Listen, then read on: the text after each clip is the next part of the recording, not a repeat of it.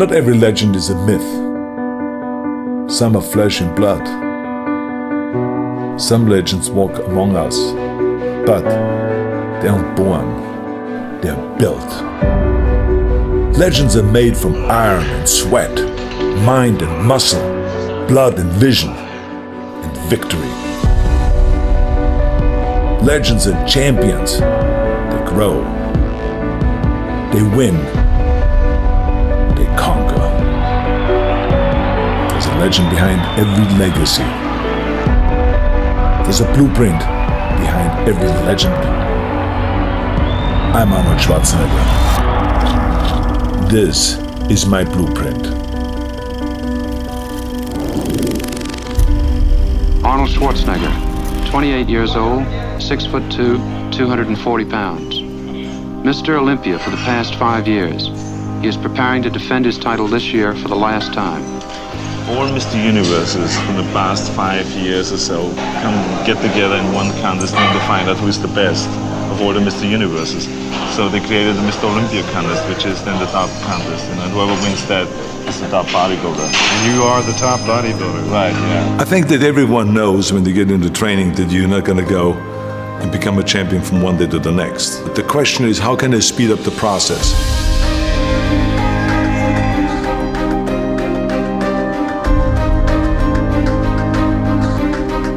And then the important thing is that you train the proper way, which is to train the basics. That if it is the squats, if the two-arm curl, if it's the bent over rowing, if it's the clean and the press, the bench press, the incline press, the dumbbell press, all of those basic exercises. And that's what you need to do, especially the last 3 months before competition. You got to shock the muscle, and shock the muscle with different kind of training principles. Expose your weak points. You're gonna go and hit those marks, and then you move the bar higher, and you feel that with hard work, you can achieve the goals and you can become successful.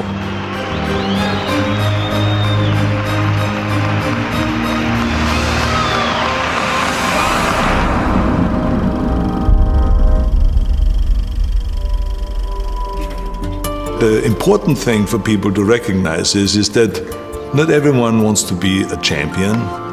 Not everyone has the desire to stand on stage, to stay up there on stage and win Mr. Universe or Mr. America, or the world's best built man and Mr. Olympia and all of those kind of titles. No, but they can apply the same principles.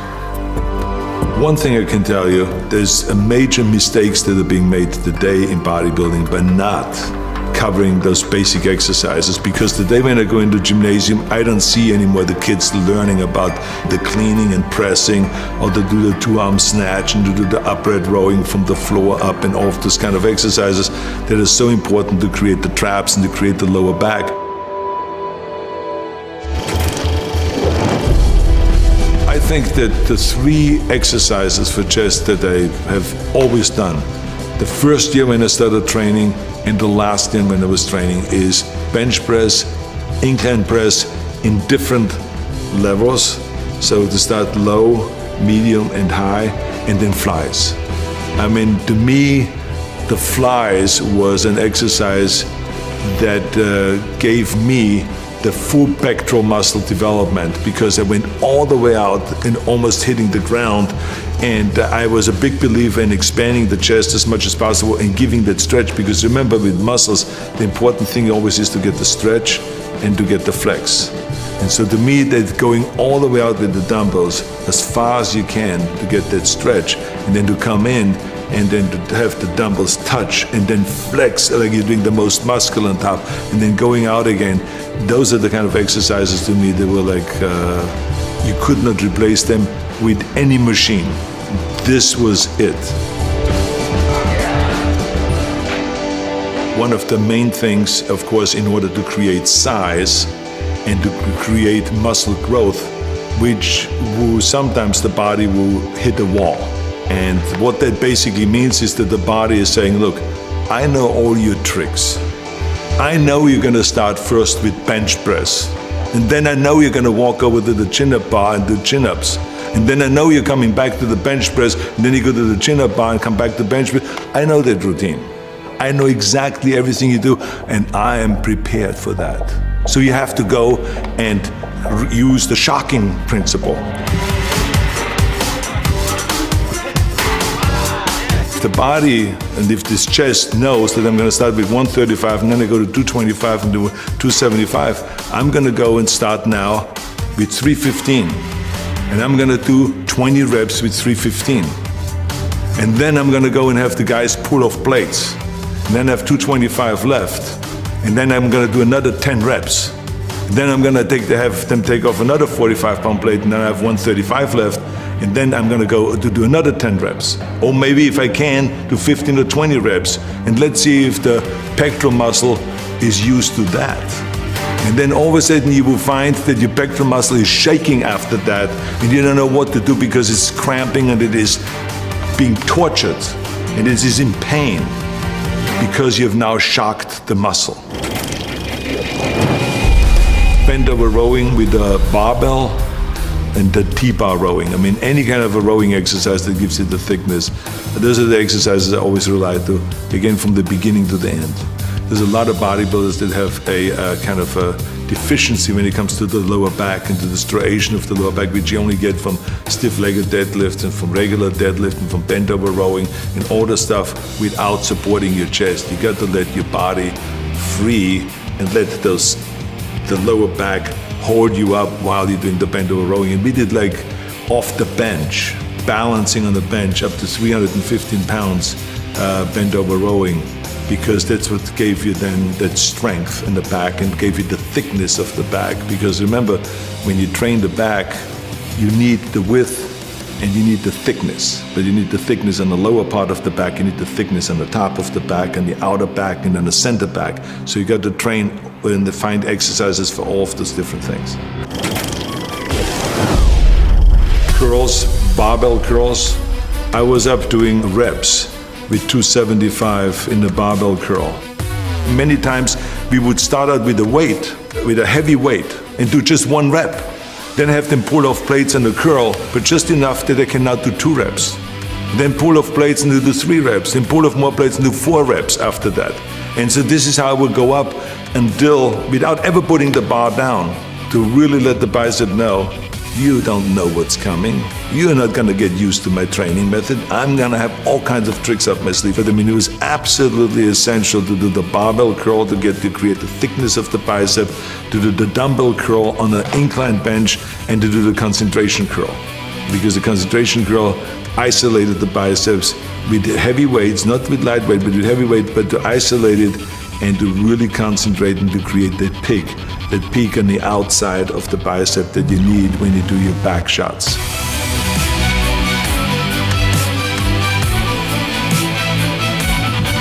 The tricep was narrow bench press, a lot of narrow bench press in the early days, then triceps extensions down, and then overhead tricep extension with one arm and with both arms.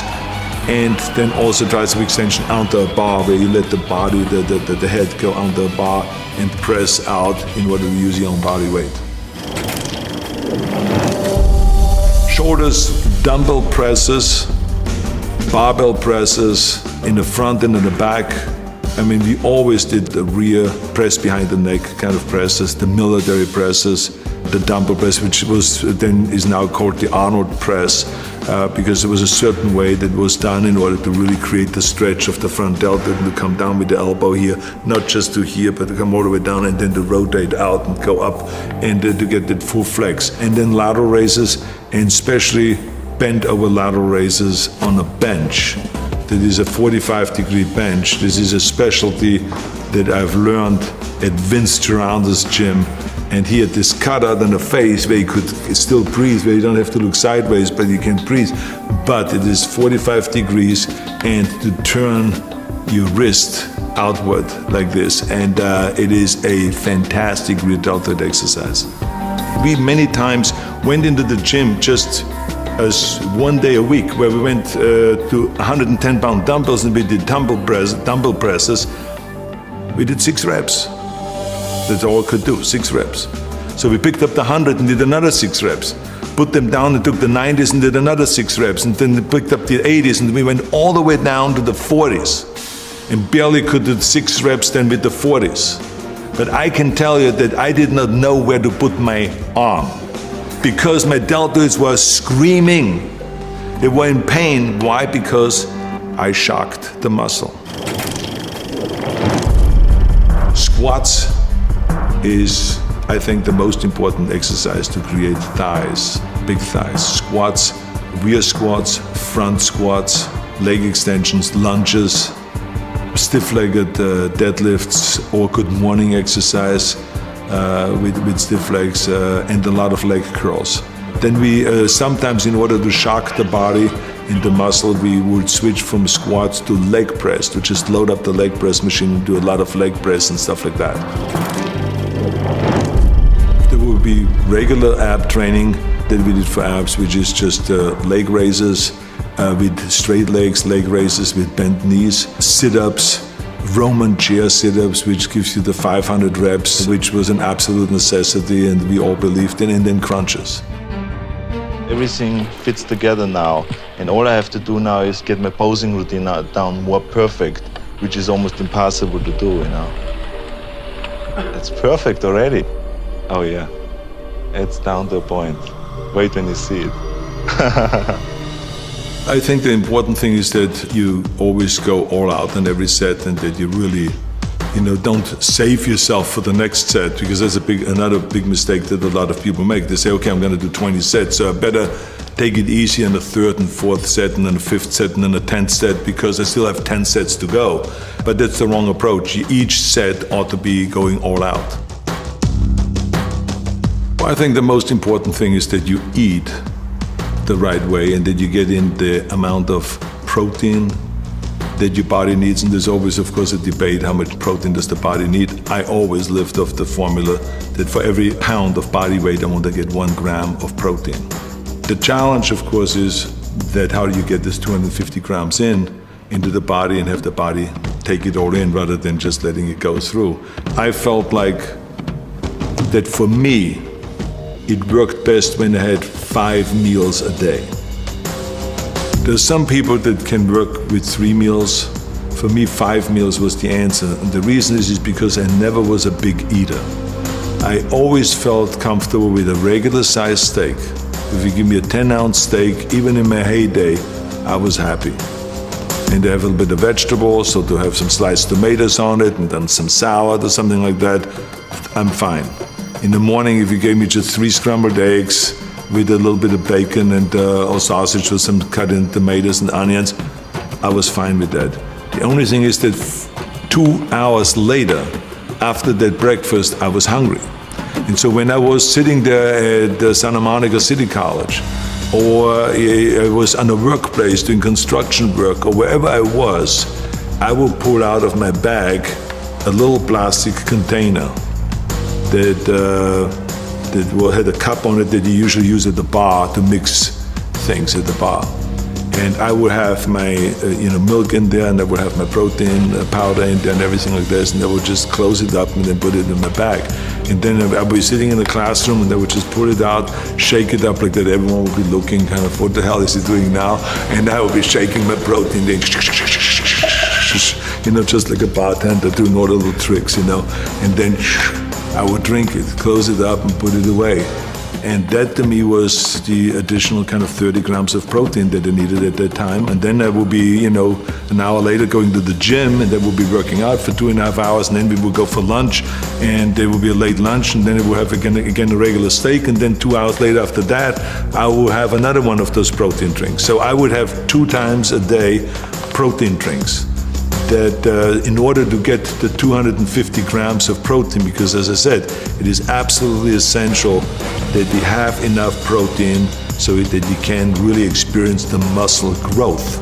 But we have to recognize that we will not get all of the nutrients, the vitamins, the minerals, and the proteins, and all of the stuff that the body needs just with regular meals.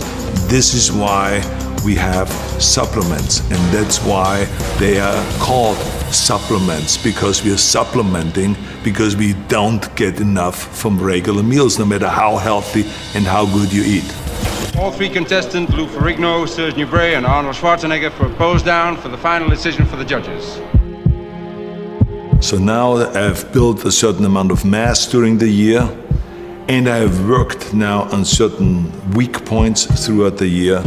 And now with the combination of the diet and of higher repetitions and more exercises and more sets, take that mass and chisel it down and work on the details. And that's why I call the period before competition the most exciting period, because that's where you really have to concentrate, pay a close attention to it every day, look at yourself in the mirror in an honest way, and expose your weak points. That motivates you then. That's what makes you train harder. So you got to expose those weak points. But the key thing is to set little goals, to do the training every day, to eat the right way, and you're gonna go and hit those marks. Then you move the bar higher, then you move the bar higher. It is really exciting to do that, and you feel that with hard work, you can achieve the goals and you can become successful.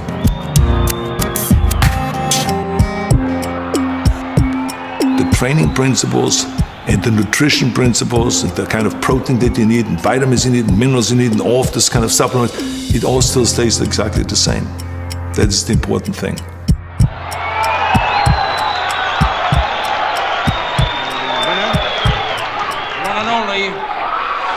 Schwarzenegger.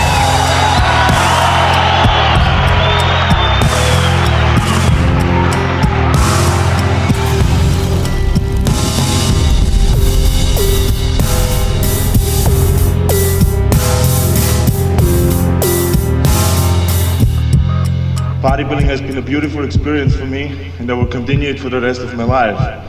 I only stopped competing, but I'm not stopping bodybuilding. It's the greatest sport. Thank you.